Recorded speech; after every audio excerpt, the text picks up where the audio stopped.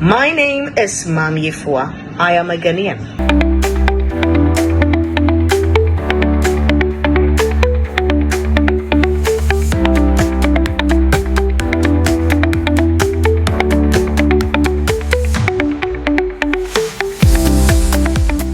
Les week-ends à Bakechi sont très intéressants.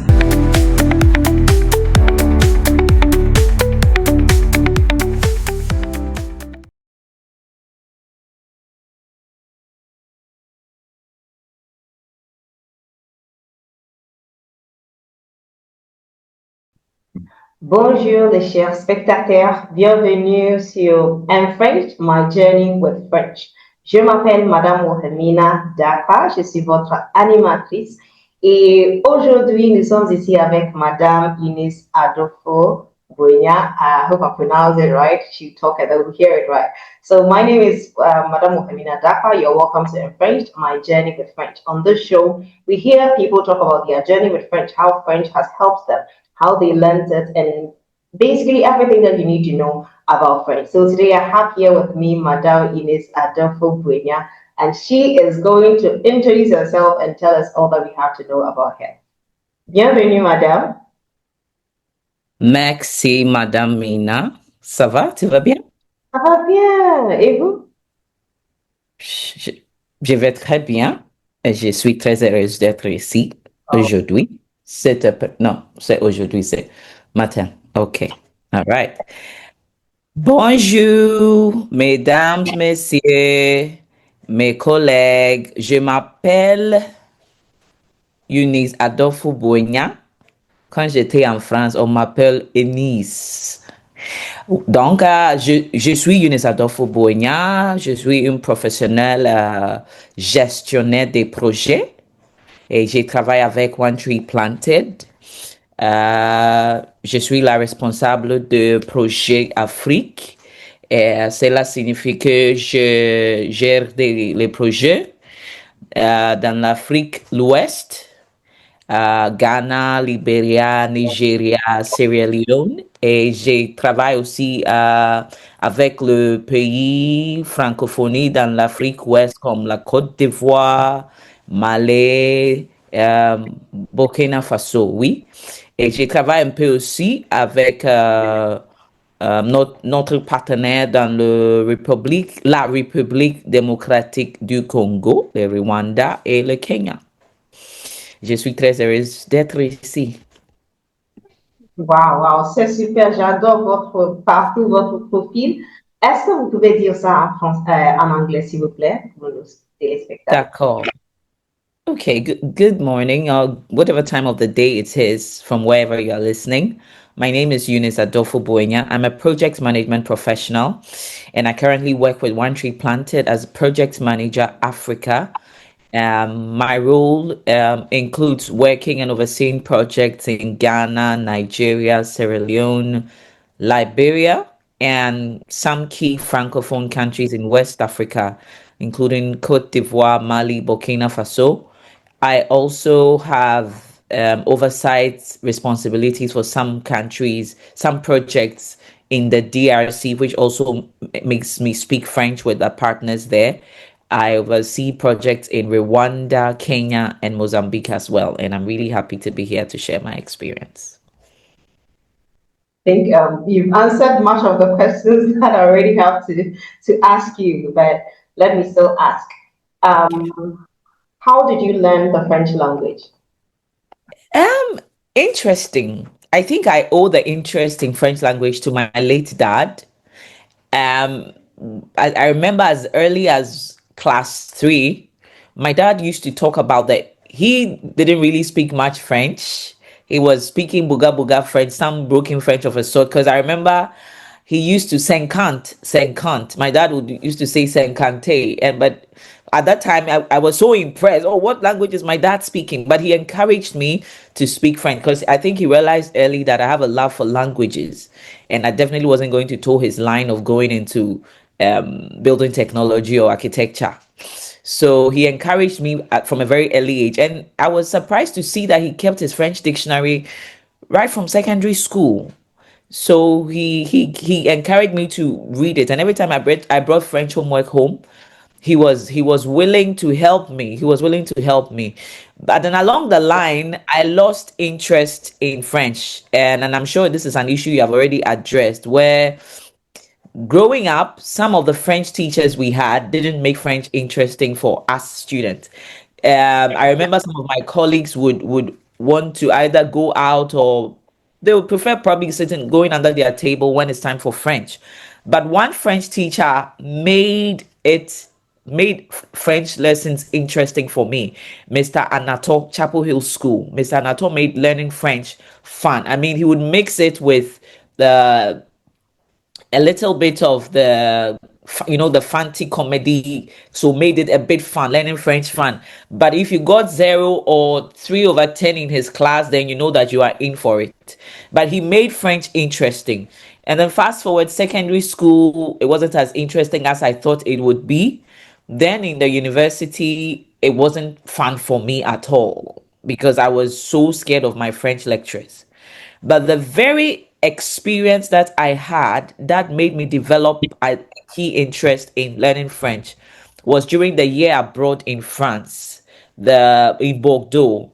There were two teachers that made learning French exciting. And it would interest you to know that at the time I was leaving Ghana to France for the French year abroad, I didn't have the confidence to speak. I would just, say a few words. But there was a practical session in France where it was you and the teacher. You will be forced to speak. And so, realizing that I didn't want to carry last in the class, I had to force myself to now pick up the vocabulary and the immersion, because you are in the French society, you are meeting French students, you are speaking. Some don't even speak English. So, you have to force yourself to be able to communicate with them. But what really turned my life around, if I can say it that way, was that one-on-one session with the teacher where you are given a topic and you are supposed to talk to her about it in French. I remember I had a chance, since I grew up in Takoradi, I had a chance to talk about Takoradi, to talk about the Western region, and the one commodity that stood out, and that was cocoa. So I had to talk about cocoa. That really forced me to come out of my shell. And also, I think there was a class presentation to you would come and talk about the similarities between your home region and the region of in France where we were based for the year abroad. That also, standing in front of the class to talk, really helped me. Sorry. So I think that's what started my journey, um my love for French. Yes, and I didn't actually know I was going to work with it, because I remember during when we're preparing to go for the year abroad, there was an option to do Benin or to do France. And I told my mom that I would love to do France. And my mom said, wow, that's a huge ask. And I remember one person, a family member, an extended family member, telling my mother, why would she waste money to get her daughter just to go and learn French? What will French do when people are doing science, when people are doing important courses? You know that issue with general arts and science students, but French, he thinks my mother is wasting the money. She can use it to do something else.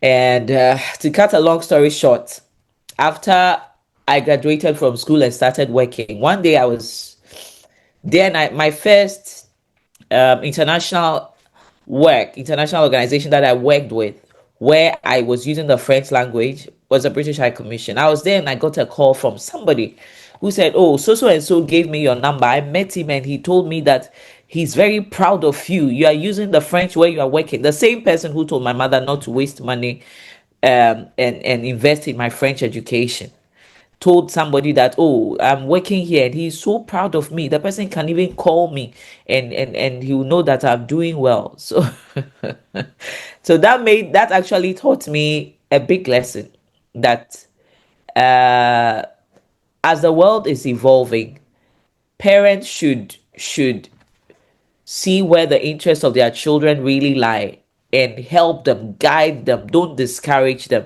Because I can tell you that the French, just the knowledge of French, has put me in contact with so many people I never thought I could come into contact with on an ordinary day.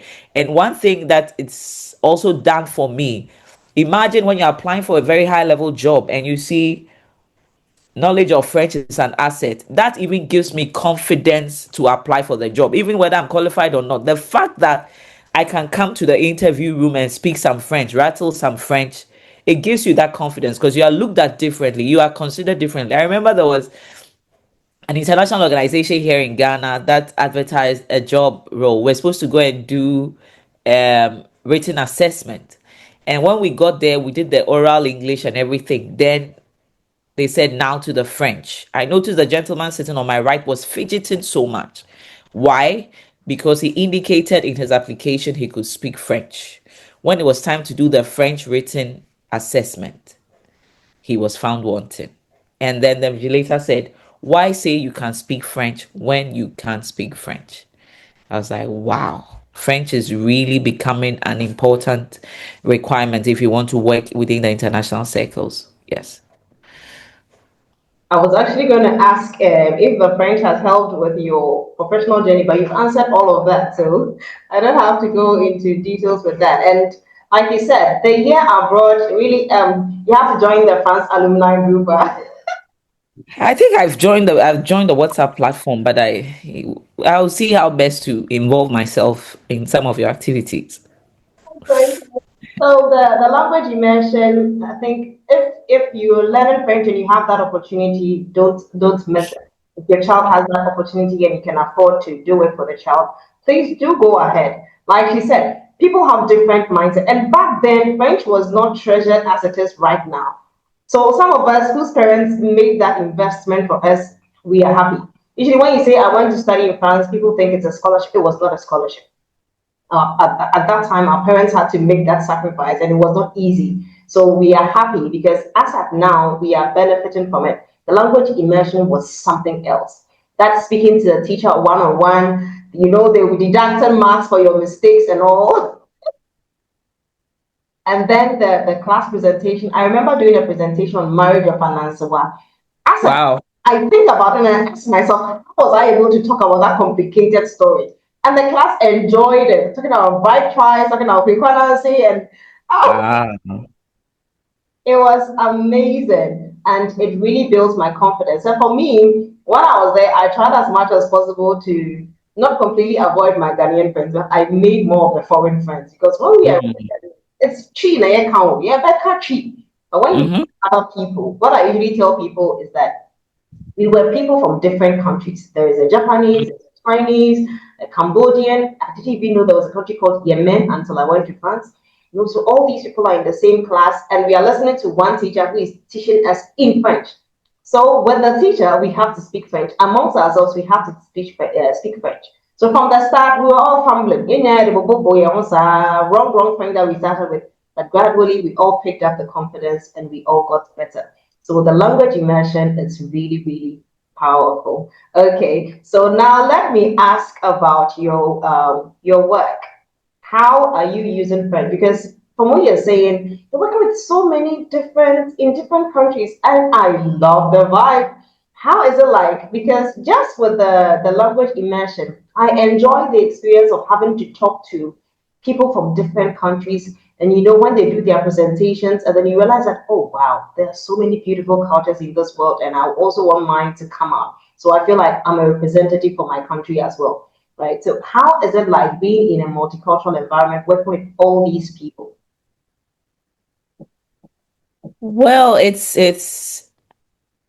would say that it's really been a learning experience, right from my time at the British High Commission through to working on USAID projects and then transitioning to European Union projects. And then now even though it's an entirely American organization, we have projects in Francophone Africa as well. So there's a lot to learn. There's a lot. I remember because when you go into the interviews with so much confidence, telling the HR how you are coming on with your French experience to add to be an asset to the organization, anytime you are yobbing that in an interview, just by the way to the audience, just remember that there will come one day that your French will be put to use. There was a time that there were some francophone officials that we're dealing with, that were, this is from the British High Commission, that were coming in to, I think, apply for visas. And then I got called in to come and support one British visa officer who had to communicate with them in French. Yes, you said when we were interviewing you, you said you do speak French. So I became the the translator or interpreter between the British official and then I think the person was from, we had people from Togo, people from Cote d'Ivoire at the time applying through Ghana. And trust me, if I didn't take my French seriously, I would have really disgraced myself. But that was a good experience for me to sit up. And then I realized that if you don't practice, if you don't, in the environment where you are, if you don't practice, if you don't get better, you will be found wanting.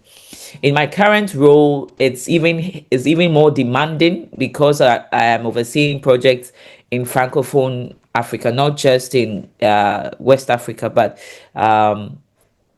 in the Eastern African region, in Central Africa, where you do monitoring and evaluation, project checkings to find out how the project is doing. You will go on field visits, and it will be you and your French that would help you write a good report, because the partner you are speaking to does not speak English, and so you would have to, and it's even more difficult because I have transitioned through various sectors and industries where each one, there's a unique French word for each sector or industry where you find yourself. So you need to quickly push yourself up. But what's helped me is I have some Francophone colleagues also on the team. So as and when we speak, I push myself to also speak with them so that I can polish my French where I have been rusty. But it's really been an eye opener that indeed working, I mean, wherever you find yourself, yes, it's not that place that you are going to show that, oh, I speak good English and I speak good Fanti. If the organization where you find yourself demands that you make use of your French language, you need to make use of it. And working in all these organizations, it has looking back, I realized that I think my mother took the very good decision, encouraging me to do what I wanted to do, not what she felt or what an extended family member thought would be good to do, because that was what was in vogue. So yes, um, I'm very excited. I'm very happy that I chose this career path, and I don't know about you, but I'm sure since you have also traveled quite a lot and met with quite a number of people, the French language alone, since working in these organizations, the French language alone has brought me in contact with, uh, broken certain protocols where ordinarily uh, the foreign minister of an African country, a francophone country, gets excited to know that you are a Ghanaian and you are speaking French. Immediately, boundaries and barriers are broken, and he wants to chat more with you. To a Ghanaian, ah bon, vraiment, and they are amazed to know that this is a Ghanaian and you're speaking this good French, and they will ask you, where did you learn the French and all that? And sometimes they've just asked, put down all protocols, telling the security, oh, let her through. Then they're just chatting with you.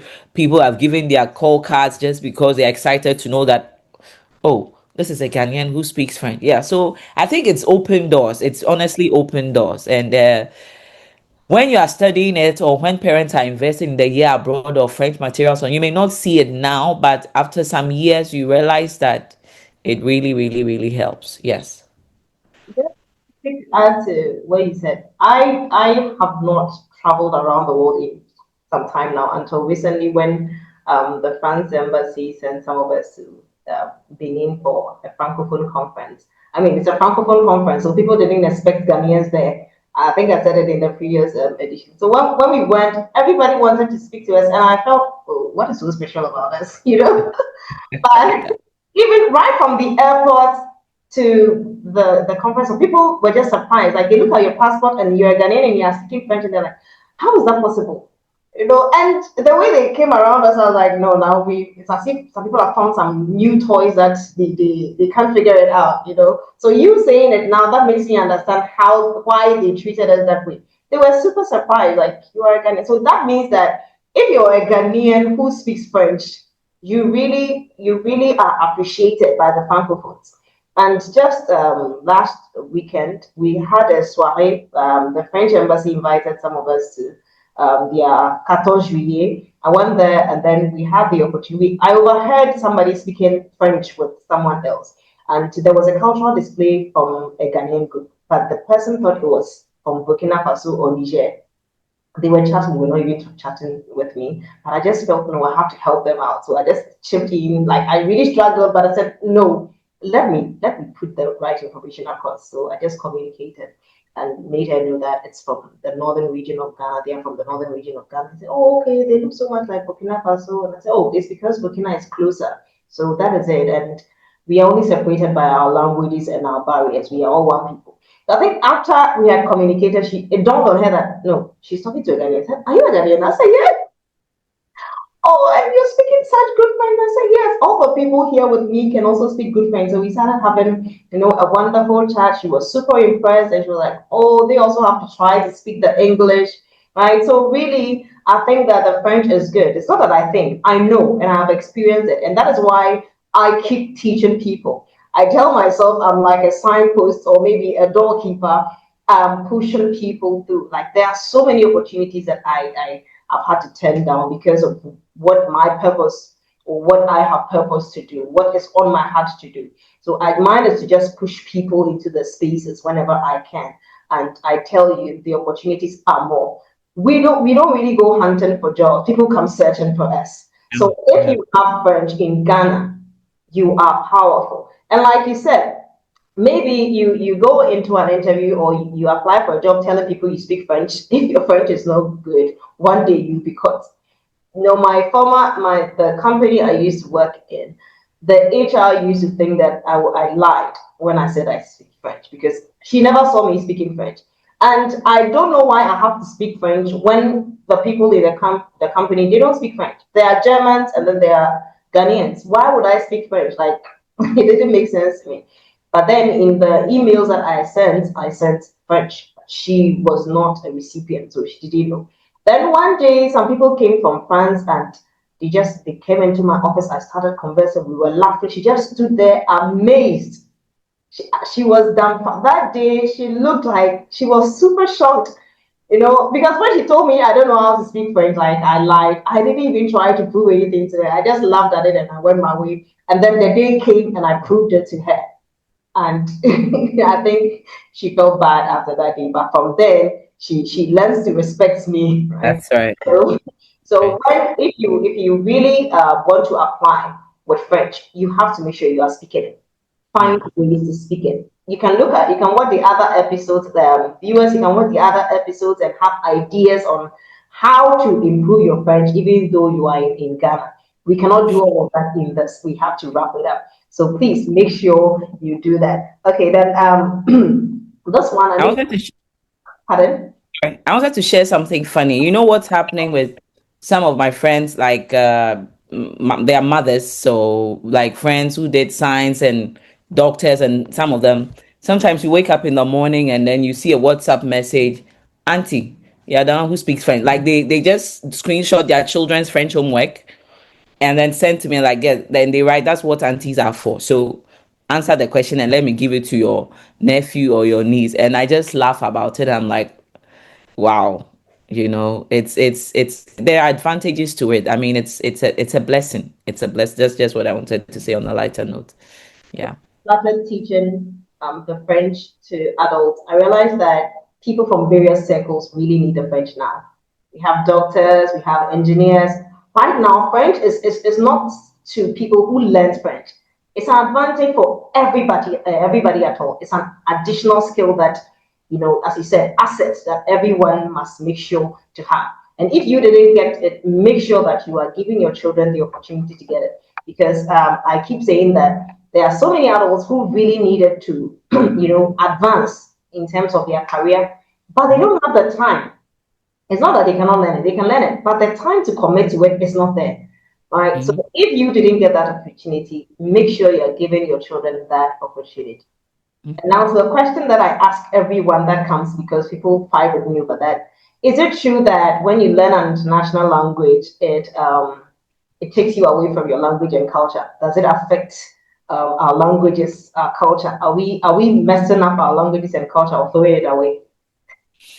No, I don't think so. It depends on. We have people who are to the extreme. Parents raising their children to speak only English and forgetting their local. That one is in the negative. But if you are able to blend it, it's rather to your advantage because you can fit in. The way the world is going, you can't just say that I'm going to teach my children only Fanti and English.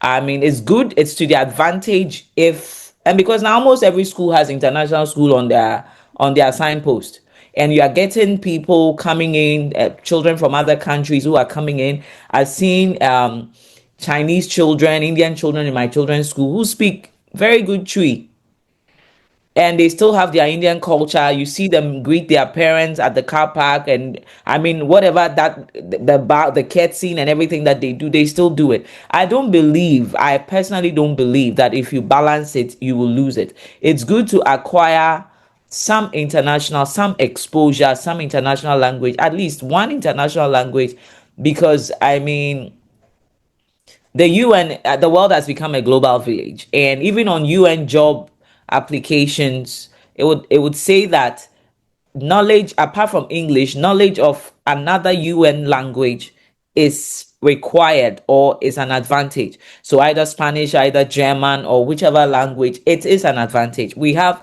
I have a friend whose wife speaks Chinese like she's in China, you know, and they are trying to teach their children, but as to where that is going, I don't know whether the children think they are singing, or I don't know, there's that, exactly. But I don't think that you lose your relevance, you lose your culture, or you lose your mother tongue if you learn another language. I don't think so. It's rather to the way the world is going. We are not, it's now that even when you go on some international platforms and you are looking at languages, it's now that we are fortunate to even have Akan to be able to select. Even with Akan, sometimes it's just Akan.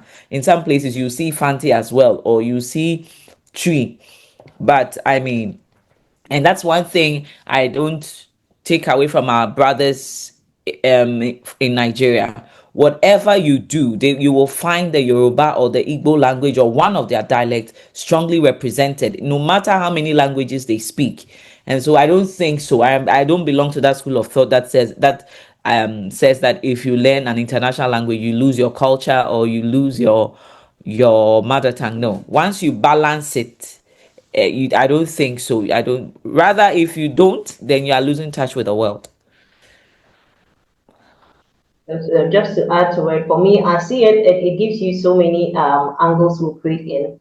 Like when you speak English, you are able to reach the English world and access opportunities there. When you speak French, you're able to reach the French world and access opportunities there. And then when you speak the local language also, you're able to, it's not just about identity, but we have some NGOs coming in who want to reach the local people. And they need local people who can speak the local languages. So you Yes. to be able to speak to them their international language and then translate to your local language.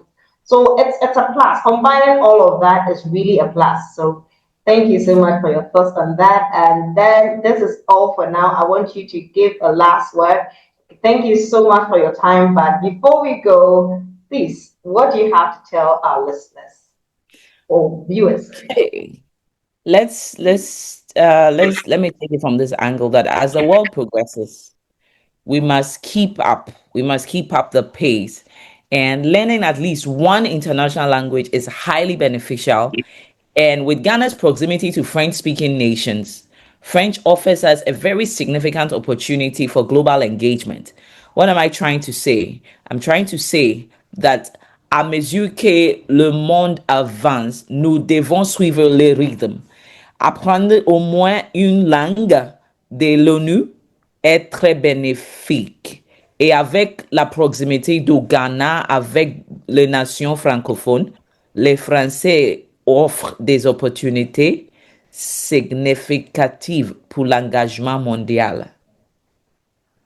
That's all my rusty French can say. But what I'm trying to say is that as the world is evolving, we should also evolve and not say, as for me, I'll just learn English. We have a good opportunity to learn French because we are surrounded by Francophone nations. And that is even to our advantage. We meet them in the market. We meet them. I mean, sometimes you just go to a place and they just assume that, oh, you don't understand the language they are speaking. You tap cool, let them finish. And then you also hit them with a surprise in their French language, and the conversation goes on and on and on. So it's important that we learn the French. We can't do without French. If you won't learn any other language, we are surrounded by Francophone nations. Dear parents, don't discourage your children from na French. So it's na French. So yes, let them learn their science, let them learn their art, let them learn their architecture, but encourage them at least, just as we encourage them to have a hobby, encourage them to play the piano, to play at least a musical instrument. Don't discourage them. Now, French, so it's very bad. When my daughter brings homework home and it's French, she just walks into to me and say, Madam French. If it's a different if she has like say maths and French, she would give the maths to her dad, Professor Maths, Madam French. Then she shared it. And so then my husband also keeps telling me that as for French, he doesn't see why my daughter should never come home with a B in French, because she has an opportunity to learn from here and go and learn from school as well. So dear parents, let's invest. Parents, guardians, it's not too late to encourage our children to learn French. There are a lot of French cartoons, French songs, and Mina here has put together very wonderful materials. There was a book, one of the books that you wrote about Bronya, Secunde Bronya or something. The way the children loved it, they were asking questions, what is Secunde and all that. And I think you have fantastic materials that we should really push in all the schools across Ghana, because you are doing a lot on the ground to make French interesting. And I think, dear audience, I think we should really sponsor, we should really put our weight behind Mina, because she's doing a very fantastic work. If I had the chance to learn French again, I would do it over and over again. Thank you so much. Thank you. Oh, you made me cheery. Thank you for having me. For making time. I know you're very busy and it was kind of difficult getting you, but I'm happy that you made time for me and the viewers as well. It's been a wonderful session.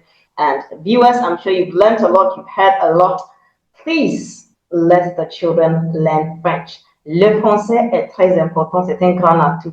Okay, maintenant, even in our times, it was wonderful, but now it's even much better, because Ghana is now part of La Francophonie. That is a community of French-speaking countries. So the French embassy, I can say for the French embassy, because I've had some engagements with them here and there. They're doing so much to push Ghanaians into the French spaces, and they are bringing in so many French companies. So please make sure that you are positioned to participate or partake in this, or if not you, make sure that your children are positioned to partake in this.